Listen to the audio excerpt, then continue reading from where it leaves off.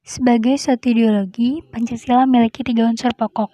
Yang pertama ada logos, yang berarti rasionalitas atau penalarannya. Yang kedua ada pathos, yang berarti penghayatannya. Yang ketiga ada ethos, yang berarti kesusilaannya. Menurut Suryanto, Pancasila sebagai suatu ideologi bersumber pada nilai-nilai dasarnya, yaitu filsafat Pancasila. 3 persoalan yang mendasar dalam epistemologi menurut Titus. Yang pertama, ada sumber pengetahuan manusia. Yang kedua, ada teori kebenaran pengetahuan manusia. Yang ketiga, ada watak pengetahuan manusia.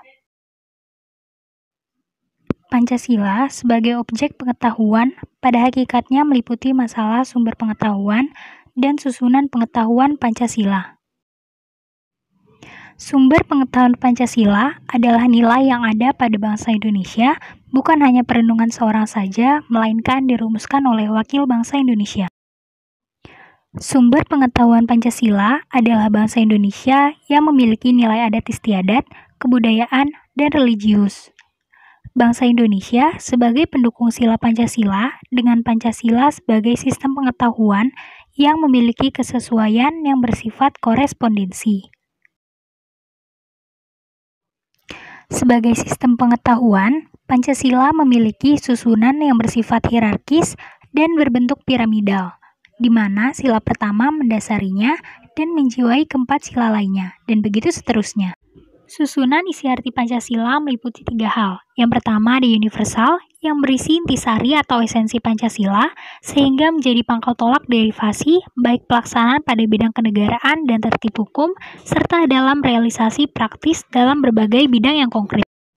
Yang kedua ada kolektif, yaitu Pancasila sebagai pedoman kolektif negara dan bangsa Indonesia, terutama dalam tata tertib hukum Indonesia. Yang ketiga ada khusus dan konkret. Pancasila dalam realisasi praksis dalam berbagai bidang kehidupan sehingga memiliki sifat yang khusus, konkret, serta dinamis. Konsepsi dasar ontologis sila-sila Pancasila yaitu hakikat manusia monopluralis yang merupakan dasar pijak epistemologi Pancasila.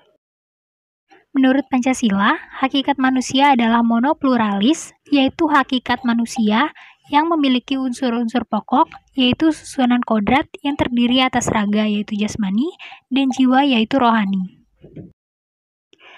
Tingkatan hakikat raga manusia dibagi menjadi 3. Yang pertama ada fisis anorganis, kedua ada vegetatif, dan yang ketiga ada animal. Sedangkan tingkatan hakikat jiwa dibagi menjadi 3. Yang pertama ada akal, yaitu potensi unsur kejiwaan manusia dalam mendapat kebenaran pengetahuan manusia. Yang kedua ada rasa, yaitu unsur potensi jiwa manusia dalam tingkatan kemampuan estetis atau keindahan. Dan yang ketiga ada kehendak, yaitu unsur potensi jiwa manusia dalam kaitannya dengan bidang moral dan etika. Menurut Noto Nagoro, akal manusia merupakan sumber daya cipta manusia dalam kaitannya dengan upaya memperoleh pengetahuan dengan tingkatan memoris, reseptif, kritis, dan kreatif. Potensi untuk meresap pengetahuan dengan perkataan transformasi pengetahuan terdapat tingkatan demonstrasi, imajinasi, asosiasi, analogi, refleksi, intuisi, inspirasi, dan ilham. Pancasila mengakui kebenaran rasio yang bersumber pada akal manusia. Manusia memiliki indera dalam proses reseptif. Indera merupakan alat untuk mendapatkan kebenaran yang bersifat empiris. Pancasila mengakui kebenaran empiris dalam kaitannya dengan pengetahuan positif. Potensi dalam diri manusia juga diakui yang berarti Pancasila mengakui kebenaran intuisi. Manusia pada kodratnya sebagai makhluk Tuhan yang sesuai dengan sila pertama Pancasila. Epistemologi Pancasila juga mengakui kebenaran wahyu yang bersifat mutlak. Kebenaran pengetahuan Pancasila merupakan sintesis yang harmonis antara potensi kejiwaan yaitu akal, rasa, dan kehendak untuk mendapatkan kebenaran yang mutlak.